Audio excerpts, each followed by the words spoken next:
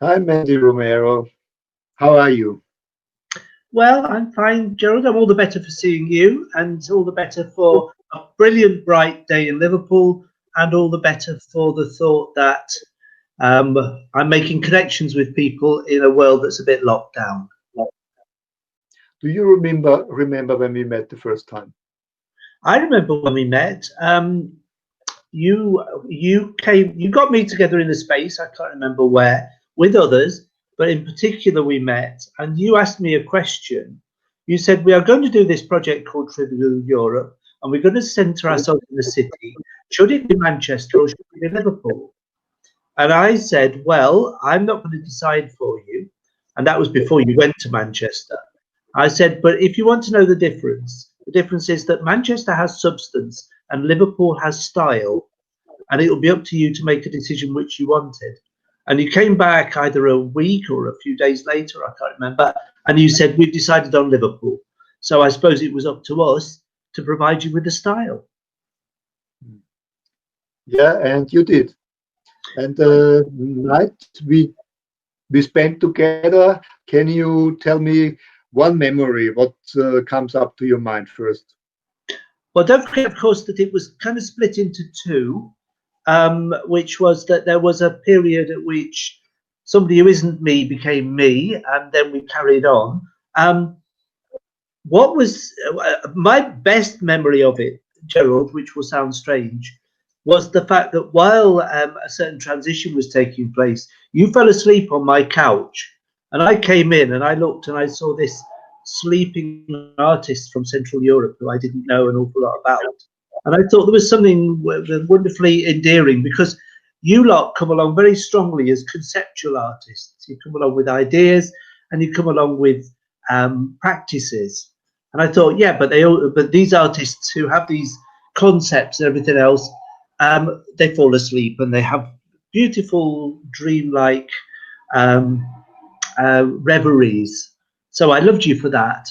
But if you want a memory of the filming, of course, what happened was you walked with me all the way downtown in Liverpool, past loads and loads of people. And I think I still somewhere, well, you have, but I have got some sections of that. And I think my best memory was just feeling that because you were there with the camera, although, to be honest, you didn't know the streets of Liverpool, and it might have been the most dangerous city in the world. Because you've got a camera, it was like my force field. It was like my protection. And I thought anything I do now exists in um, its own beautiful space, and therefore all that walk down past the cathedral, down through those really bright streets where nothing was going on. It gave me a new view of my city, and it gave me a new view of me. And as I say, it gave me a new view of you at the same time. And then later on, I saw the film, and I thought you did some really interesting things with it.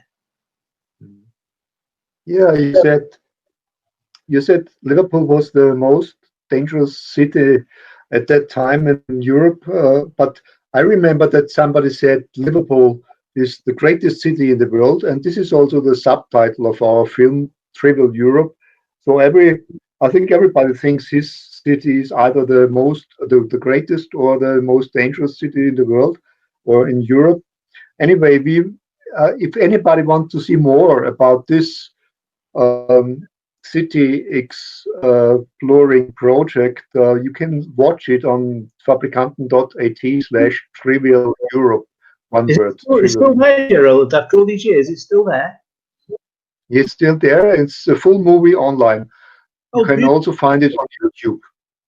beautiful. I'm glad about that. It was a good thing to have been involved with. Yeah. I still see at least one of the other artists. I still see Tammy, who played the saw at the end on the beach, and she's around, and I see her quite often as well. So we made we made a little community out of it all, didn't we? Yeah. Please, my best regards and love to all your friends you're still in contact to. Thank you. I will pass it on. But there was also some other projects we did together. just as a short summary, can you tell something about the other projects like Exchange Radical Moments? Well, I didn't know very much about Exchange Radical Moments. I just remember you putting out a call for an idea. And this was the idea that became Tranny Hotel, which in a different way became Hotel Europa later. But then it became clear to me and to the people I worked with that you were seriously bent on bringing Europe together online with video. And that was, of course, not particularly part of our plan, which was to fill a hotel with artists and the rooms and make a lot of intimacies. But it turned out that you were also into intimacies. And in fact, when we got round, so we did do a big event on the 11th of the 11th, 11 in Liverpool, which was also a big event in other parts of Europe. And that was called Tranny Hotel at our end. And that was a very successful thing. Very rich, very wonderful. And we thank you for making that possible. But then later on, of course, we went to another hotel in Vienna. And that was the similar kind of model. But because, you know, because you're Austrian, maybe, I don't know what it is. But it was a little bit more rigorous and a little bit more organized and a little bit more structured. But I was lucky because you decided that you hadn't had enough of me and that it would be good if I could be one of the artists who was in the hotel. And I really loved that. And I got to know some of those artists very well. And we had some hilarious times, I have to say. And you made a film about that as well.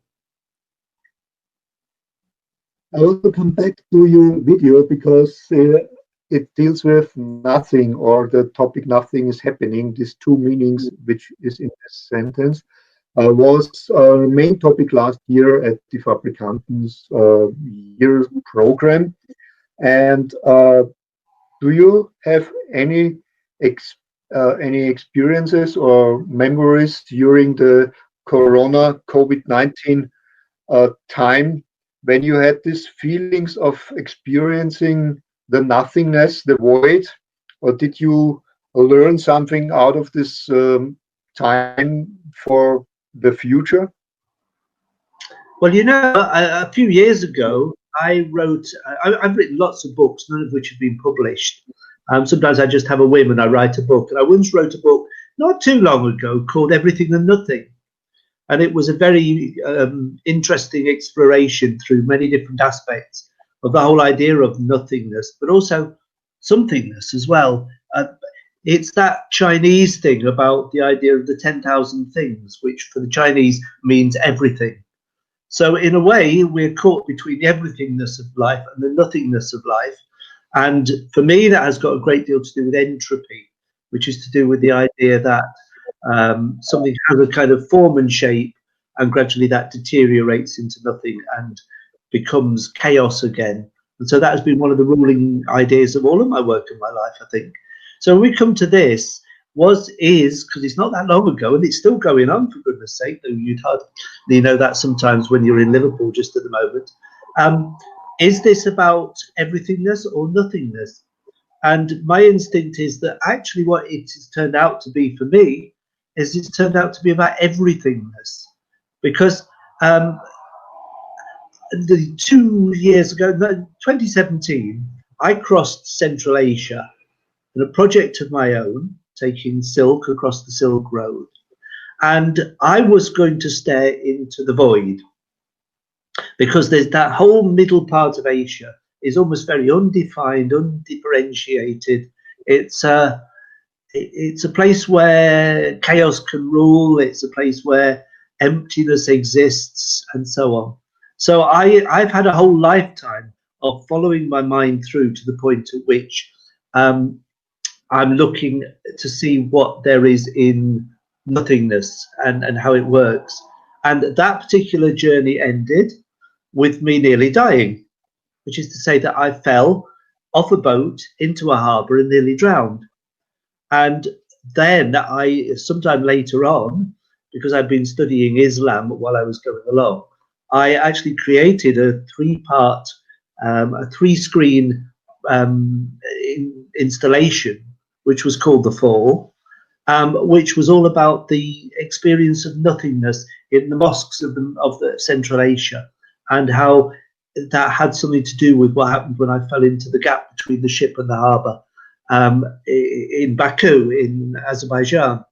So I've been doing the void for quite a time, but come to this moment, and it seemed to me that I didn't feel empty at all. I felt this was a moment at which the space could properly fill up with some of the things that really mattered.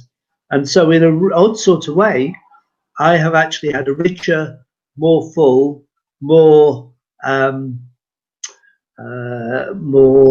associative time during what we're calling lockdown in this country. But of course, that is partly because the nothingness that we do face in the middle of all this is death. And we have had in our country an astonishingly unfortunate number of deaths as a result of the coronavirus. And that is about the deficiencies of our government, and it's about the deficiencies of our society. But because I have been living on my own and I've been living in this space, I have been able to concentrate on filling the void with wonderful things. And there's a phrase from the English poet Keats, which is fill the rift with ore, fill this gap with gold. And I have been lucky enough to have some time and a project or two that I've really wanted to follow through. And so I've used this time for that purpose.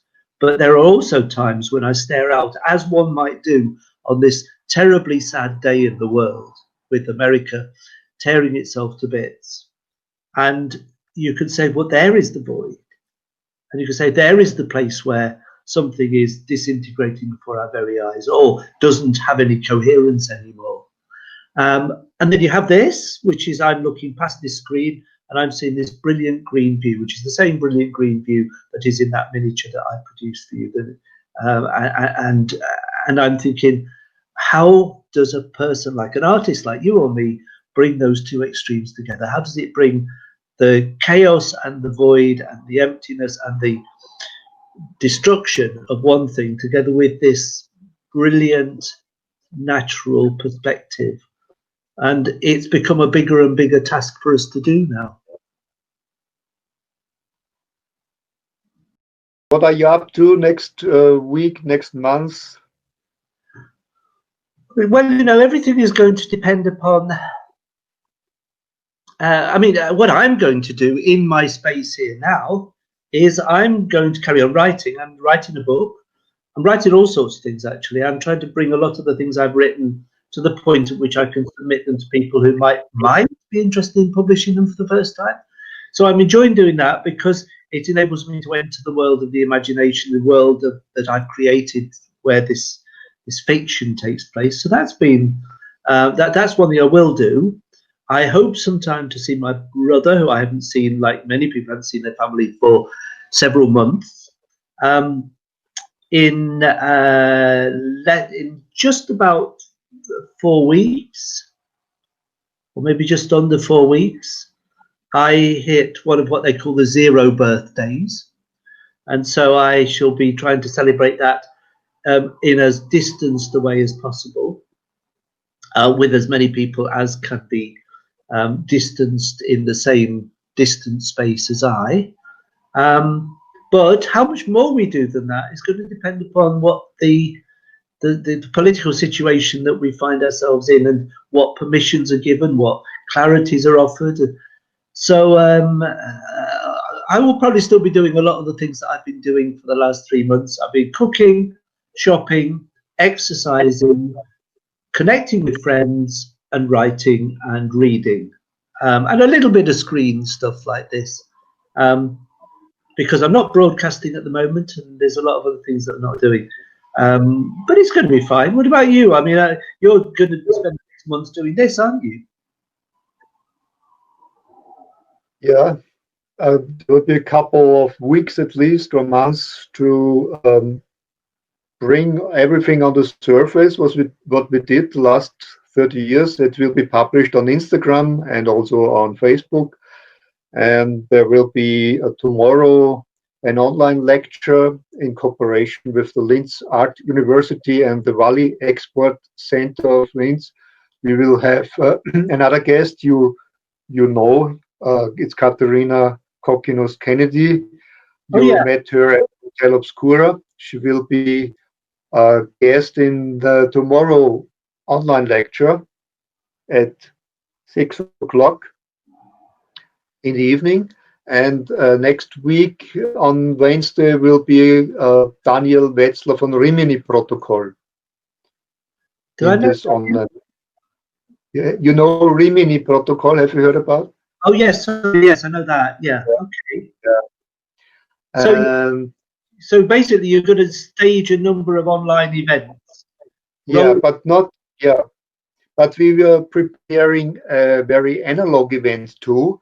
It will be another Danube trip, but upstream from Linz to the source of the Danube. Oh, Not, beautiful. but not by rowboat this time, because upstream it's not possible. No, I thought We, it was very good on the downstream, but I couldn't have done the upstream at all. we use a little engine, and on the way there will be, as on the way downstream to the Black Sea, some meetings with artists, and there will be also a film, and the film will shown together in autumn together with the other movie with my rowing experience to the Black Sea. Oh, you made a film of the rowing. Oh yeah, it's also on YouTube. Rowing for Europe. Oh, right. I didn't see that one. Oh, okay. I mean, you film everything, don't you? I keep forgetting this. Everything. I mean, everything that happens, you film it. Okay, Mandy. Well, a little break, I guess. No more question from my side. Well, it's been lovely. It's been a real treat. You have always got that. Your face is always a model of happiness. I don't know whether it would have been like that while you were rowing down the Danube, because there must have been times when you were gritting your teeth and going, "Rrr." But most of the time, I just think you rise like the sun, Gerald. But this is because I have a strong light here shining onto me. And Right. Have a lovely day. you too. Are you going to stop this, or I stop recording.